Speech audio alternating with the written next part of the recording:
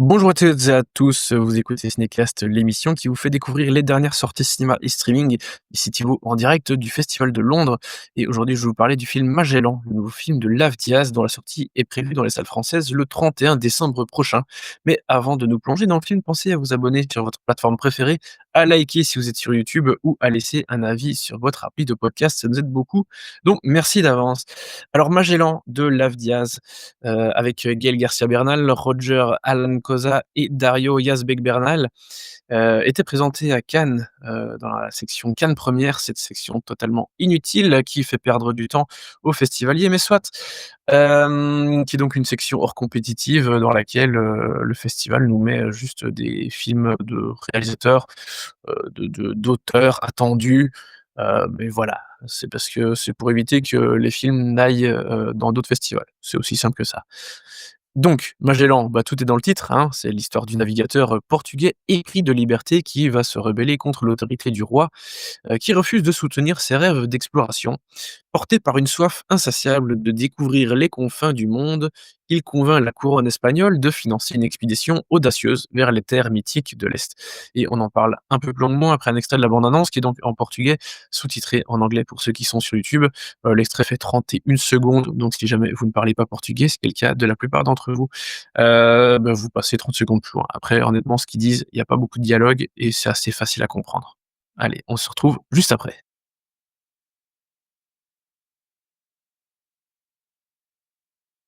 Está aí por Lisboa, mas desculpa, está em todos mortos.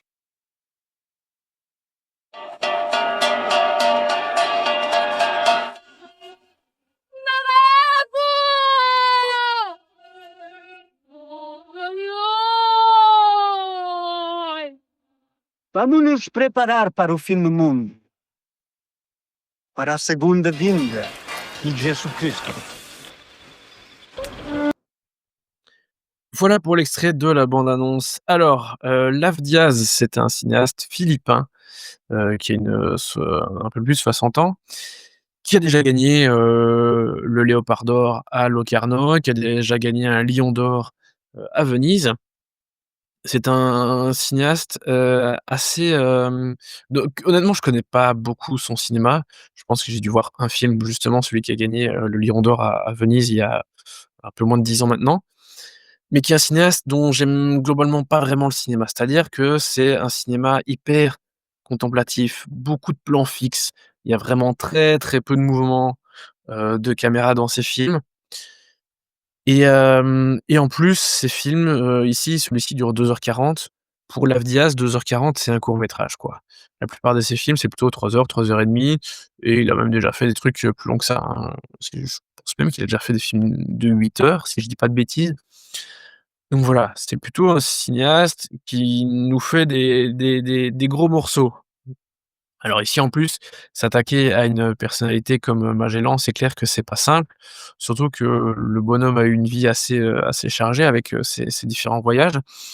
Hem et d'ailleurs le film démarre lors d'un de ses premiers voyages, vers l'Asie et hem et puis, bah, évidemment, son fameux, tour du monde qui va jamais enfin, il est donc considéré comme étant le premier à avoir fait le tour du monde, mais techniquement, lui ne l'a pas fait, puisqu'il est mort en cours de route, justement, donc il est parti vers l'Amérique du Sud, contourner, le Cap Horn, bon qui s'appelait pas le Cap Horn évidemment à l'époque et puis arrivé, vers l'Asie et donc il est mort, en Malaisie si je dis pas de bêtises et puis le bateau, bah, va terminer, la route habituelle, hein, longer, vers, les Indes, l'Afrique et cetera. Donc techniquement, son navire a fait le tour du monde. C'est pour ça qu'on considère que c'est quand même le premier à avoir fait le tour du monde, mais que lui ne l'ait pas fini. Et donc, voyage hyper important évidemment, à la portée hyper symbolique et hyper importante, hein. C'est un Portugais qui va faire ce voyage pour la couronne espagnole. Le Portugal était un grand pays colonialiste à l'époque. Donc voilà, c'était quand même un voyage d'une importance capitale. Alors le film, je pense que quelque part, il reflète bien ça, et toute la beauté de ce voyage. C'est-à-dire que c'est vraiment une grande fresque, 2h40, sur Magellan évidemment, avec un petit peu son entourage. Ça va s'intéresser, bah, à son personnage lui en tant que tel, ses obsessions, parce que quand on fait, des voyages et des expéditions de la sorte, bah, voilà, il faut quand même avoir, certaines idées, bien en place. Et puis, bah, évidemment, ça s'intéresse à ces différents voyages, les populations qu'il va rencontrer, les populations indigènes et cetera, la relation qu'il va avoir avec eux, et puis la façon dont il va évoluer aussi. Parce qu'à la base, c'est plutôt un explorateur assez gentil qui est juste, obsédé par, cette idée de trouver une autre route, pour aller vers les Indes et tout ça. Hem, mais qui va vite tomber aussi dans le prosélytisme, tout le côté vraiment purement colonialiste et cetera. Donc il y a l'évolution du personnage qui est assez intéressante. C'est un film qui est évidemment très, très beau. On est tout le temps sur des bateaux, on a la mer, on a les équipages. Heu, D'ailleurs, on va avoir aussi au niveau des thématiques et de ce qui va se passer, bah, tout ce qui est, mutinerie et cetera. On a évidemment toutes les côtes, les jungles et cetera, les habitations indigènes, les indigènes, les différents peuples et cetera. On a quelques beaux plans aussi quand même du Portugal, hein, avec cette fameuse tour, vous savez, cette tour forteresse là, qui est dans l'eau, près de Lisbonne, enfin ou à Lisbonne. Donc on a vraiment plein de plans d'une grande beauté. Déjà parce que les endroits filmés sont magnifiques et puis parce que la photographie est très belle. C'est vraiment un très beau film avec une très belle plastique. Et puis, bah, il y a rien à faire. Lave Diaz, qu'on aime ou qu'on n'aime pas son cinéma, c'est quelqu'un qui sait cadrer. Et donc même là, quand vous avez vu, l'extrait de la bande annonce, beh, on a un plan avec, des cahutes et plein de gens morts, aux pieds, enfin au sol. On a, des indigènes avec, qui sont réunis autour, d'une personne qui danse et qui fait toute une espèce de cérémonie.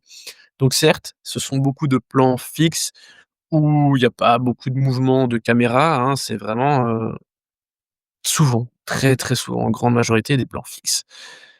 Mais le gars sait composer des cadres, il sait créer des images, il sait créer quelque chose, des émotions avec pas grand chose parfois et ça, c'est fort et donc j'en étais le premier surpris, je trouve que les 2h40, elles passent assez vite au final, hem, parce qu'on est assez vite pris par ce voyage.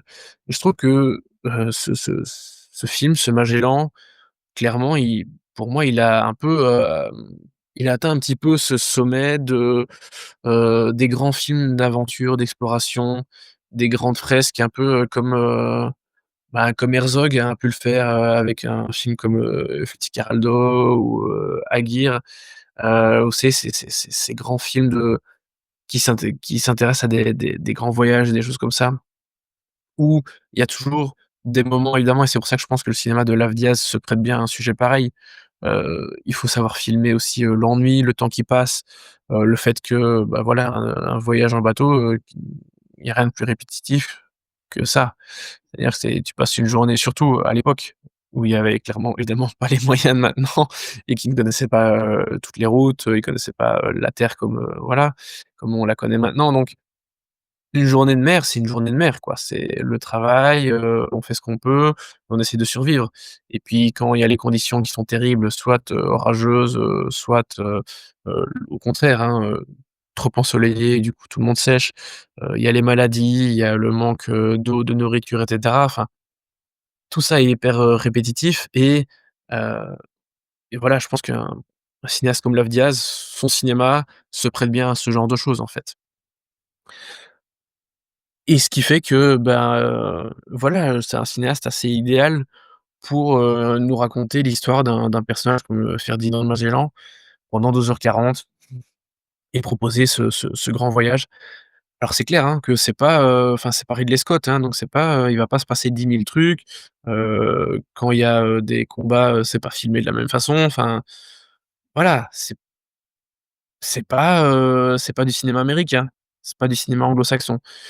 Donc et je pense que c'est quelque chose qui est très bien en fait que ce soit ici un cinéaste, philippin avec sa sensibilité, avec, ce style, hein, parce que voilà en Asie du Sud-Est, il y a vraiment ce style assez commun globalement à ces pays, hein, Thaïlande, Philippines et cetera, où c'est beaucoup des plans fixes, où il se passe pas forcément grand chose, mais avec toujours quand même une idée de créer un cadre, de composer une image, de façon, assez intéressante et prenante. Mais clairement ici, c'est le cas avec Lave Diaz et donc pour moi, Magellan et j'en suis le premier surpris, bah, c'est un excellent 4 étoiles. Je trouve que c'est vraiment un film absolument magnifique, heu, qui nous montre un très beau portrait de ce personnage qui est pas simple du tout et que Gaël Garcia Bernal incarne à merveille. Je voulais terminer là-dessus, c'est vrai que j'ai dit la note avant, mais Heu, Gaël Garcia Bernal, bah, acteur mexicain qui joue donc en portugais, un petit peu en espagnol aussi, il va quand même, faire ce grand voyage pour la couronne espagnole. Il parle un peu français aussi, ça c'est assez marrant. Il y a un prêtre, français. Je sais pas s'il y avait un prêtre français à l'époque ou si c'est juste pour des questions de coproduction et il fallait qu'il y ait un acteur français. Mais voilà, Gaël, Garcia Bernal, joue très bien le personnage de Magellan. Quand il parle portugais, alors il parle globalement bien, c'est clair qu'on entend quand même que c'est pas un natif et que c'est pas sa langue maternelle. Il a quand même pas le même accent que les autres, mais je trouve qu'il fait une très, très belle prestation. Hem et voilà, c'est le film ne serait clairement pas, ce qu'il est sans la prestation de son interprète, principal, parce qu'il est vraiment génial et ça je ne doutais absolument pas du fait que Gaël Garcia Bernal, était génial. Ça fait suffisamment longtemps maintenant qu'on le voit et qu'on le connaît, mais à nouveau ici, il nous fait une prestation, assez remarquable. Donc voilà, si vous avez l'occasion de découvrir, Magellan dans les salles, n'hésitez pas. Vous serez partis pour un grand voyage de 2h40 qui vaut vraiment la peine. Donc voilà, Magellan de Lave Diaz, c'est dans les salles françaises dès le 31 décembre prochain et c'est un excellent 4 étoiles pour moi. Donc voilà, sur ce, je vous dis à très, très bientôt pour des nouvelles critiques, toujours en direct du Festival de Londres. À très vite. Ciao, ciao.